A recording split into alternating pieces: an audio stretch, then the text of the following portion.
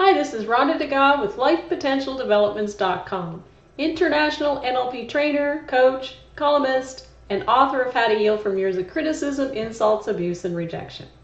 Before we get started in today's topic, the 10 mistakes all unsuccessful coaches make, I want you to know that my husband and partner Bob Clark and I often got trapped in the earlier days in business falling into these mistakes. Matter of fact, I think we made every mistake possible when starting our coaching business. It was a major struggle and we almost went out of business, and the worst part was we almost lost everything we owned. Many years have passed since then, and we have a lot of knowledge under our belt. And we want to save you all the years of struggle and frustration by sharing with you the 10 mistakes all unsuccessful coaches make. And to make it even better, joining me from Texas is Patrick Mazor. Patrick is a business coach and trainer who specializes in helping coaches and other solo entrepreneurs learn how to develop, manage, and market their businesses to success. Welcome, Patrick. Thanks, Ron. Good to be here. Well, I'm sure you know about a lot of mistakes that coaches have made over the years, Patrick, and let's just share a discussion about these mistakes so that the listeners can avoid making the same mistakes. Sounds great. You're good with that? I am. Okay, so mistake number 1, they fail to treat coaching as a business. So do they treat coaching as a business, or do they just sort of, use the business as a hobby, or are they charging enough for what they're worth, or depriving their clients for the things that they deserve? We basically ran our business in the beginning as a church, often struggling to get paid and providing the service, and then clients using the guilt card saying, well, helping should be free. And it was a really, really hard lesson to learn for sure. Yeah, that is a tough one. The biggest thing I think that I see is trying to look at it from a business point of view, but not having the attitude that it's a business. It's a business. That means you've got to be considering cash flow, you've got to be thinking about what your resources are, and you've got to be charging enough, without a doubt. It's an issue of valuing yourself and valuing your client, allowing them to value you. But it has to be treated like a business, and you've got to put in the time managing your business properly. Oh, absolutely. So the next mistake number 2, is fail to specialize. There's no money at being a generalist. No, you don't stand out. So everybody that gets into the NLP coaching business pretty much wants to do it all. You help everybody, kind of be the jack of all trades, master of none. But that doesn't really work. You need to pick something, anything that you still, that you can come up with and you can focus on. You can still do some of the other things if they come up, but you need to be recognized for something. That's absolutely right. In my coaching business, I specialize in the area I enjoy. I'm passionate about business development. I'm passionate about helping people get into business. If a client wants to really be a great coach, they need to focus on their passions. They need to focus on their areas of interest. I love building businesses. It's fun for me. That's how I ended up doing what I do.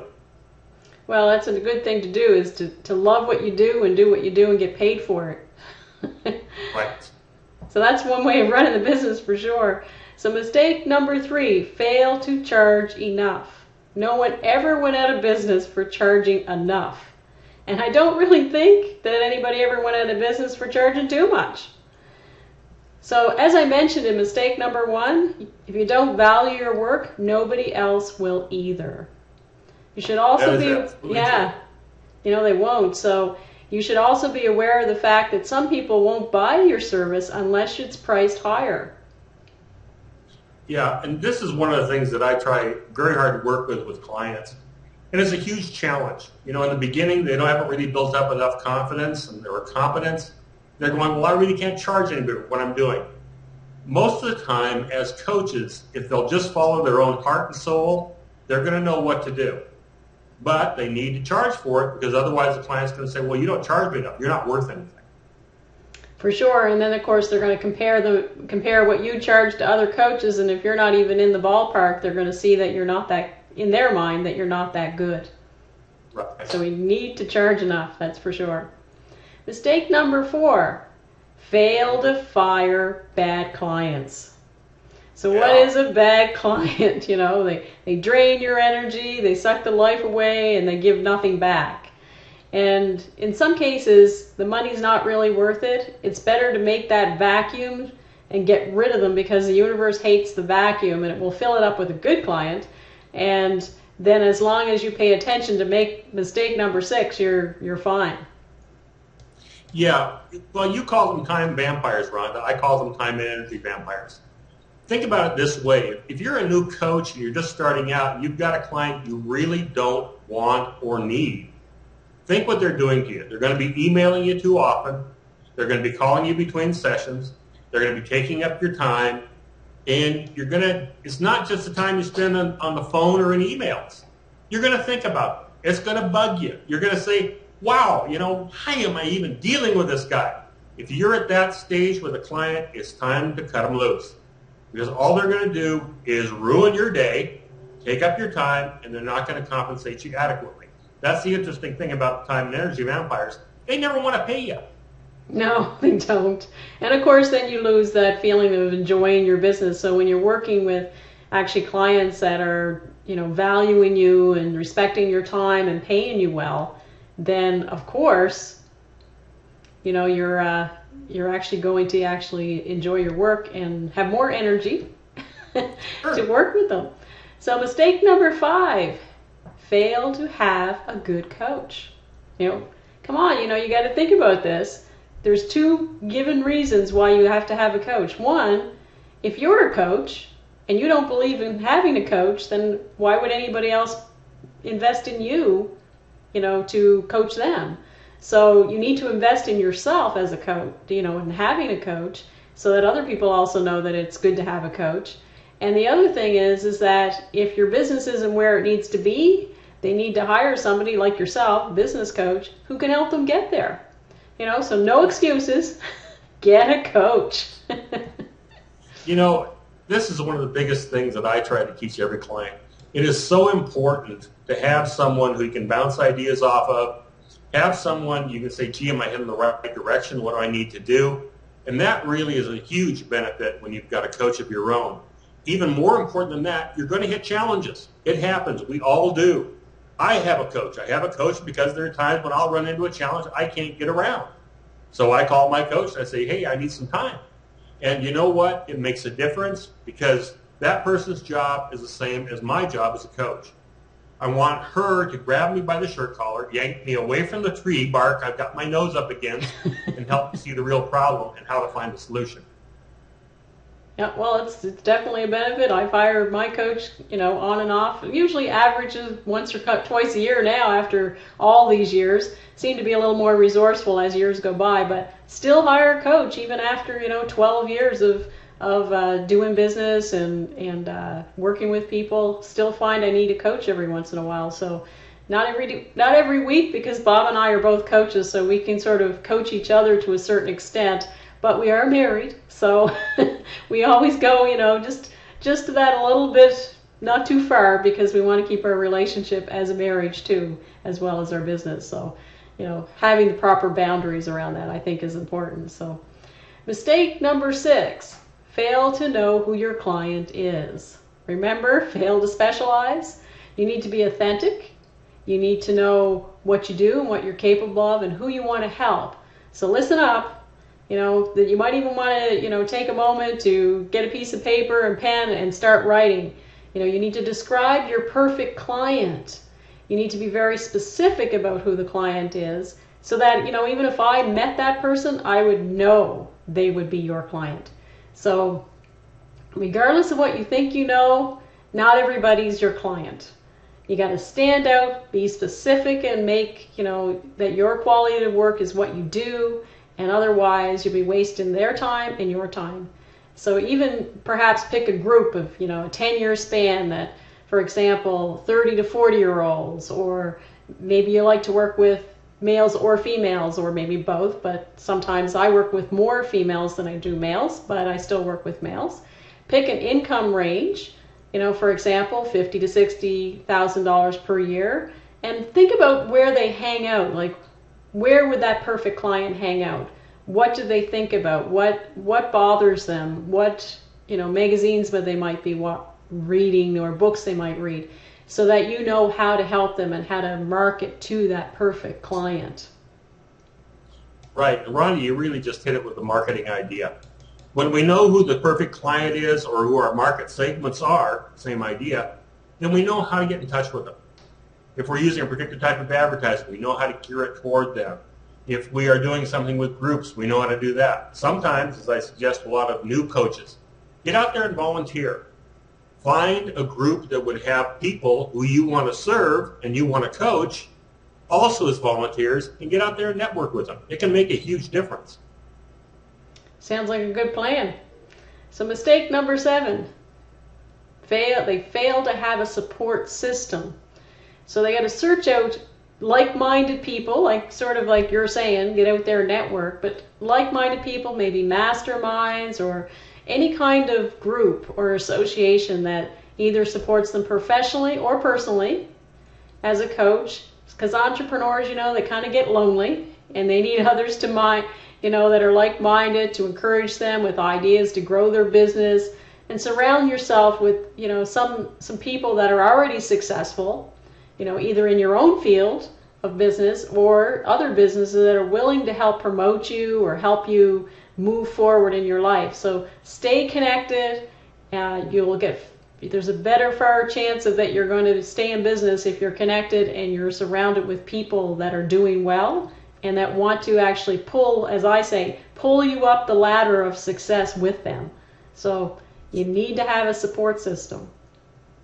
That's absolutely true. Sometimes your family can be that support system. Sometimes it can be people at church. It can be groups you belong to. But you have to have a support system. Ronda, you were so right when you said being a coach can be very lonely. It can be. We are solo entrepreneurs. We're running a business all by ourselves. We're doing it all by ourselves. We don't have a lot of help business-wise. So it's real good to have ourselves some kind of support outside that. One of the things I like that I've recently seen is that new organization you're spearheading. I think that's just going to be a great resource for coaches and other people who just need to connect and be part of a community. So you're talking about the NLPglobalstandards.com, supporting other coaches, practitioners. They don't have to be coaches, but anybody trained in the field of NLP or even studying NLP that want to be in an actual group that is promoting, supporting, and connecting them with other people in the group. So thanks for saying that, Patrick. I'm pretty excited about it. Good. I think it's going to be a great deal. I think so too. So mistake number 8, fail to choose the right training institute. So you need to have the quality of training plus the support during and after the training. I'm going to let you talk about that one, Patrick, since that's the one that you tend to be very passionate about. Yeah, and I'll try not to get too far up on my soapbox if I can help it. A lot of people don't understand where they're getting into either coaching or something else. They look at these 16-hour programs out there. Some are 16, some are 20, some are 24. They get involved in one of these programs and they spend a few $100s doing it. What they're going to learn in that program, they can learn just as quickly in a book they can buy off of Amazon for $20. Because that's what the programs go through, are the basic steps of coaching. If they're looking at wanting to get into a good program, look at the hours, read the reviews, read the curriculum that's being offered, because that's going to tell you, hey, am I going to pick up some good techniques here? I realize that coaching is about asking the right questions. No argument there it is. But it's also about knowing how to help your client, and that can't always be done by asking the right questions. Sometimes you just have to give them some real serious help. This is one of the things that I like about the Life Potential Development Program. It's 120 hours. It's 10 separate modules. You've got homework to do. You've got exercises to practice. And all you have to do is apply yourself, go to the Guardian Angel Forum, exchange ideas with other students, and you're going to learn some really neat things you can bring into your coaching practice. Well, thanks for saying that, Patrick. It happens to be true. Because I also bought one of those 16-hour programs. Yes. I wish I bought the book. But then you took our program and it made up for it. So You got a lot more, as you said in one of your testimonials, in the very early days, you got a lot more worth out of the first module than you even paid for the course. So that's a pretty good testimonial. Right. So mistake number 9, fail to sell. We meet so many people that sort of dance around the sales process, you know, they confuse the client. They don't even know what choice or when they're supposed to buy. So selling isn't supposed to be about making people do something they don't want to do. Even Dr. Milton Erickson, he's one of the guys that, you know, NLP was modeled after, couldn't even do that, and he was a, you know, famous hypnotherapist. But selling, you know, is really about finding out what the person needs and help them acquire it, you know. So if what the person needs and what your services have to match that, then basically it's what the person wants, your services match, it's a very easy sale. So for instance, if your client wants a coach, a business coach, somebody that wants to actually run the business, then, and you're the one that does that, well, that's an easy match. You know, with me, I call myself a self-esteem coach, so I usually like to work with people that are looking to build up their self-esteem, confidence, and things like that. Well, that's my passion, so it's a match. So when you do a consultation, it's pretty easy to talk to somebody, find out, you know, what it is that they're going on in their life, and then if your service matches, then it's a pretty much an easy sell. So, you know, we do teach the sales process within our NLP training online because it's so important. Most coaches do not know how to sell themselves, and you need to people need to find you. You need to promote your own business and your products and services, and it's necessary to stay in business. It absolutely is. One of the things that you see with an awful lot of both coaches and other kinds of businesses, you know, they get to a point where the client wants to say, okay, so what's my next step? But they don't know how to say that. So it's up to the coach to say it. You know, it's up to the coach to just say something very easy like, when would you like to schedule your first session with me? I mean, it really doesn't take anything more than that. That's not high pressure. That's not, gee, I'm trying to sell you something you don't want. It's just very simply, again, okay, when would you like to schedule your first session with me? That's all it takes. And if you want to call that selling, you can, but you don't have to. But yeah, it's going to take that to get the appointment. It's a label, you know. Some people think, oh, I don't want to be a salesperson. But when you have your own business, you do need to sell yourself to a certain level. But like I said, it doesn't have to be a high pressure thing. It's really, you know, is your service matching what the client is looking for? And if it is, you just basically, like you said, brilliantly said, when would you like to schedule a first session with me? And then if they don't want to, then they'll say no, or they need to think about it. But basically, they have a chance to actually, you know, move forward. And if they're wanting to and they feel comfortable with you, then more than likely they're going to. So really easy selling process, real easy close, and a necessary, real necessary actually to stay in business, because without clients, you do go out of business as a coach. It's a you do. Yes. And that leads me right into mistake number 10, which is you fail to have a well-formed outcome. And this is the final one, but it's the big one because it's kind of the master mistake of all. It's the granddaddy of mistakes, you know, so all the others kind of fit underneath this one. If you don't have a well-formed outcome around your business, you pretty much, you know, you're going to go out of business. So it's been proven time and time again that people who, you know, set their outcomes, get goals, and they know where they're going, they are the top 10 to 20% of the income earners out there. So it's really important to know what you're doing and have an outcome for your business. And there's like 2 quotes that play together in my mind. And the one is, if you don't know where you're going, any road will take you there. And the other one is, the road to hell is paved with good intentions. So keep that in mind, have a well-formed outcome, and stay in business. Right. You might want to think about it this way. Imagine where you want to be 1 year from now. What will your earnings be? How many clients are you going to have? What's your focus going to be? Think about, where will I be 1 year from today? And then that's your destination. Now what you need to do is plan out all those stops along your destination. What is the first step? What's that first mile or kilometer toward your destination? What's that second one? What's the third one? Look at it as a journey, because that's really what it is. It is a journey. And if you're working your journey and you're walking it, you've got your roadmap all planned out, your well-formed outcome, it does make a real difference in terms of what you get. So there you have it, the 10 mistakes all unsuccessful NLP coaches make, and how to boot them out the door before, so you can become the success that you want. And as a review, just want to go through those again.